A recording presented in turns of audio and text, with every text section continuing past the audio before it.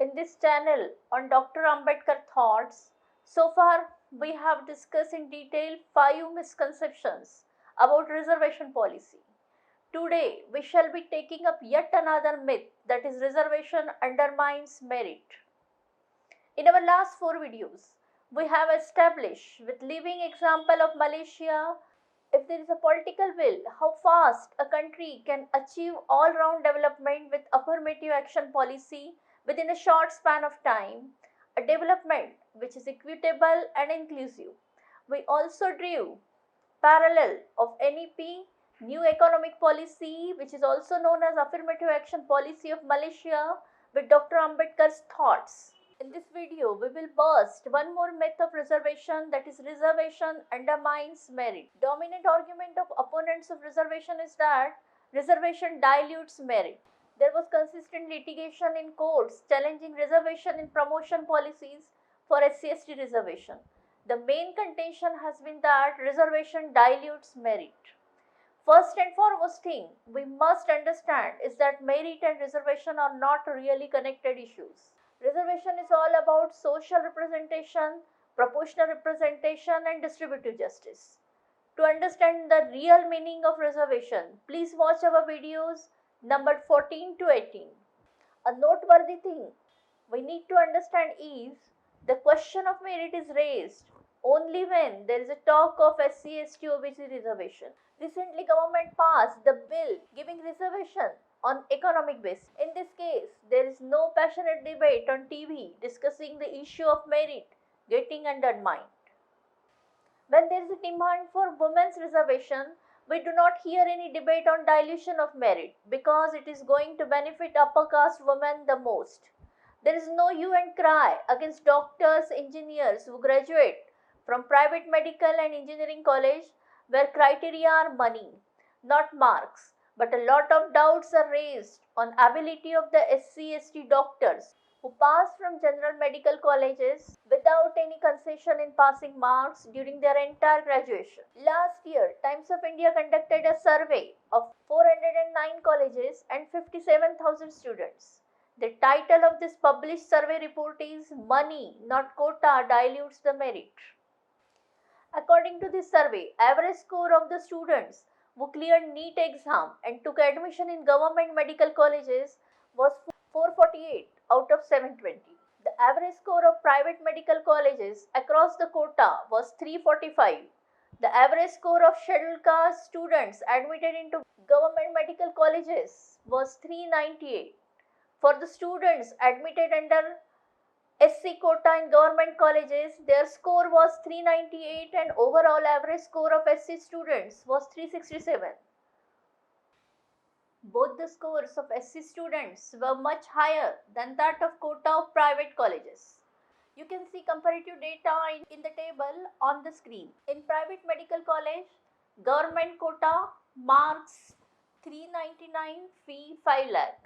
Management quota marks 315, fee 13 lakh. NRI quota marks 221, fee 19 lakhs. One can clearly see the correlation between the average score and fee. The maximum fee is paid by NRI students whose score is minimum at 221. In conclusion, the survey report states that the correlation between NEET score and the fee clearly shows that it is the money which dilutes the merit and not the reservation policy. Now let us see what we understand by merit, what actually it should be. Let us understand it in detail. We will also discuss the views of Honorable Supreme Court on this issue. General conception of merit is to score high marks in exams, especially in competitive exams. In India, the idea of merit is to score more than cut-off marks in board exam and competitive exam, and ability to write and speak fluently in English language is also considered as a mark of merit. To begin with, if merit is decided on the basis of marks scored in exam, then we must ask certain basic questions. Is our examination system fair? Has it been ensuring equality of opportunity to marginalized poor communities in India? In an interview published in Indian Express, ex-director of NCERT board Krishna Kumar says, In India, one function of the examination system is to create an illusion of equality of opportunity in an otherwise highly unequal society. It is in the exam that all children, no matter what their background is or whether they study in posh school or poor school, face the same test of 3 hours. Their names are turned into roll number. The identity of paper setters and evaluators is not revealed. The confidentiality enhances the legitimacy of a situation where children from contrasting circumstances are given an equal looking opportunity. Dr. Ambedkar tried to convey exactly this in 1927 in an independent report submitted to Simon Commission. The system of competitive examination relied upon may result in fairness to all castes and creeds under a given set of circumstances. But those circumstances presuppose that the educational system of the state sufficiently democratic and is such that facilities for education are sufficiently widespread and sufficiently used to permit all classes from which good public servants are likely to be forthcoming to compete. Otherwise, even with the system of open competition, large classes are sure to be left out in cold. The basic condition is conspicuous by its absence in India, so that to invite backward classes to rely upon the results of competitive examination as a means to entry into the public services is to practice a delusion upon them, and very rightly backward classes are refused to deceived by it. One more thing Krishna Kumar categorically pointed out is school leaving exams of India, which was designed by Britishers, was not for who can be selected for further education, but was basically a means of elimination. It has continued that way till today. The Grade 10 exam, for instance, fails a large number of children and stops them from going further. So the exam system acts as a custodian which doesn't permit a vast number of children to go forward. Dropout rate of 10th and 12th students of SC/ST is highest in India. Result of 10th and 12th class students are closely linked with the social class of the parents in India. Mark Galanter, in his book Competing Equalities, Law and Backward Classes in India, which was the first comprehensive study on reservation policy in India, writes three broad kinds of resources are necessary to produce the results in competitive exams that qualify as indicator of merit. These are first, economic resources for prior education, training, materials, freedom from work, etc. Second, social and cultural resources, network of contacts, confidence, guidance, and advice and information, etc. And third, intrinsic ability and hard work. The first two criteria are evidently not the product of a candidate's own efforts, but rather the structural conditions into which they are born.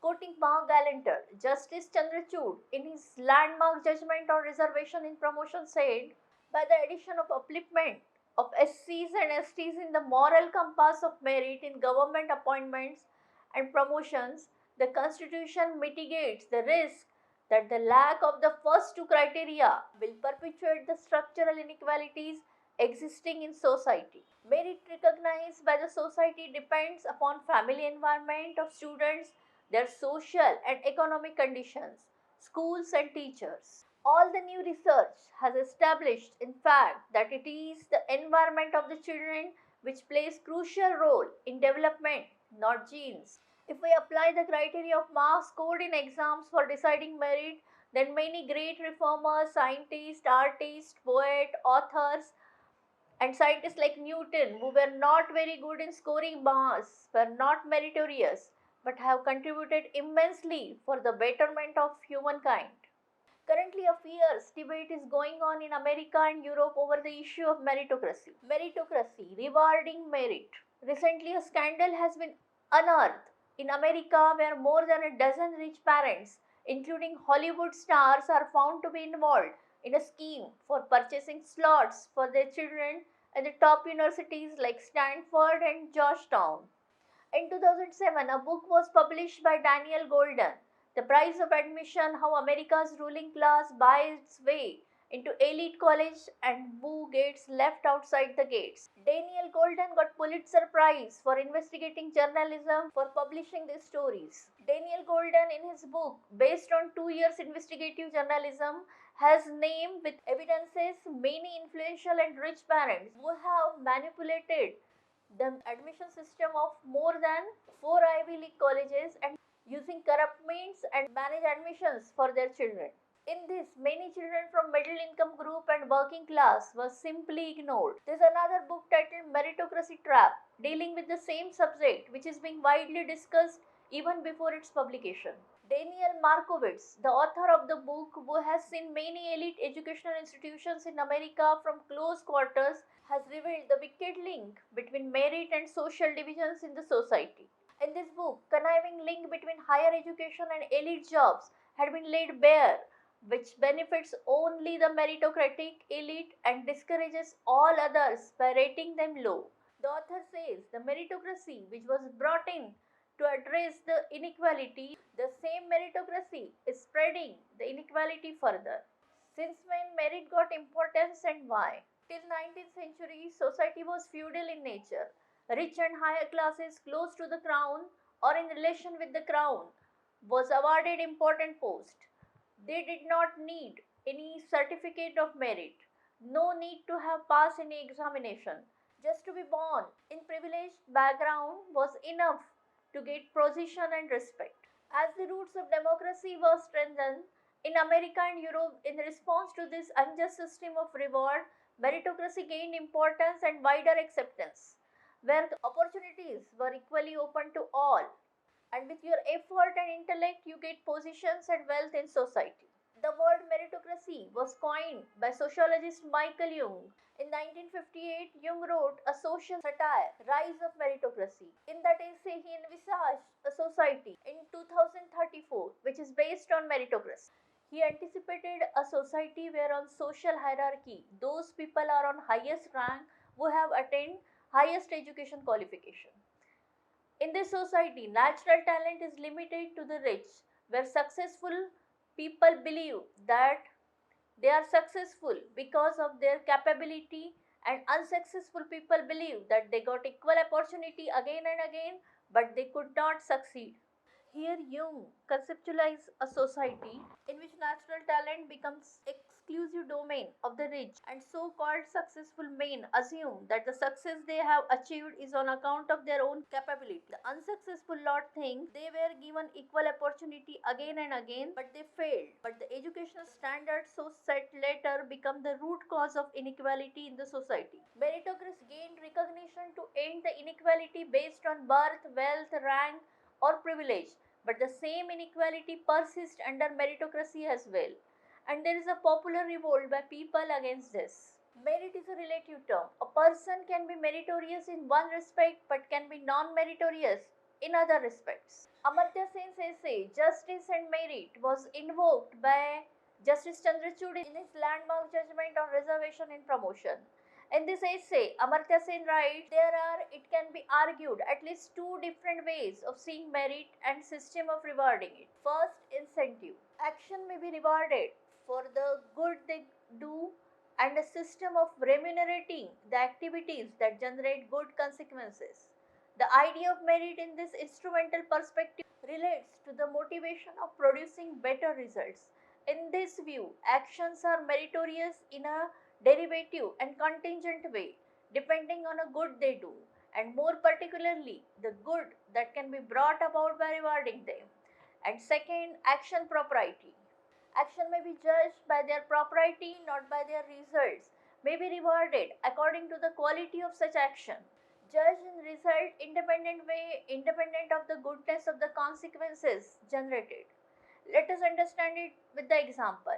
Person can be considered meritorious because he is IAS or becomes a doctor from a prestigious college. He is rewarded because of his degree. Here his degree is important, not how well he uses his knowledge, and consequences of his actions are not important. A doctor, engineer or IAS officer may misuse his knowledge or position for selfish ends, and his actions may harm larger goods. but still he remains a meritorious person. Conventionally, individual is considered as meritorious, not his actions. Amartya Sen further adds, in fact, meritocracy is just an extension of general system of rewarding merit, and elements of such system clearly have been present in one form or another throughout human history. A system of rewarding merit may well generate inequalities of well being of other advantages, but as was argued earlier, much would depend on the nature of the consequences that are sought, on the basis of which merit are to be characterized. If the result desires have strong distributive component with the preference of equality, then in assessing merit, the concerns about distribution and inequality would enter the evaluation. Now let us understand views of Honorable Supreme Court on the issue of reservation, merit and efficiency. Justice Krishna Iyer, who is considered as one of the greatest judges of all time and conscious keeper of justice in India, has given a hard-hitting verdict on the argument of merit in Akhil Bharatiya Shoshit Kamgar Sangh case. He writes, trite arguments about efficiency are a trifle phony. We are not impressed with the misfortune about the governmental personnel being manned by morons merely because a sprinkling of Harijans and Girijans happen to find their way into the service. The malady of modern India lies elsewhere, and the merit mongers are great risk in many respects than the native tribals and slightly better of lower caste. The fundamental question arises as to what is merit and suitability. Elitists whose sympathies with the masses have dried up are, from standards of Indian people, least suitable to run the government and least meritorious to handle the state business. A sensitized heart and vibrant head turned to the tears of the people will speedily quicken the developmental needs of the country. Sincere dedication and intellectual integrity, these are some of the components of merit and suitability, not a degree from Oxford, Cambridge, and Harvard. Unfortunately, the very orientation of our selection process is distorted, and those like the candidates from scheduled caste, whom from their birth have a traumatic understanding of the conditions of agraric India, have in one sense more capability than those who lived under affluent circumstances and are callous to the human lot of the sorrowing masses. In another judgment, Honorable Supreme Court Justice Chinnappa Reddy writes, recently, Supreme Court delivered a landmark judgment which upheld constitutional validity of reservation in promotion and demolished the argument of merit and efficiency. In this judgment, Justice Chandrachud invoked Amartya Sen's essay on merit and justice. The Honorable Supreme Court said the opponents of reservation equate merit with marks scored in standardized exam. This is supposed to be a neutral criterion. Thus, candidates scoring above the cutoff are labeled meritorious, rest non-meritorious. This is distorted version of merit.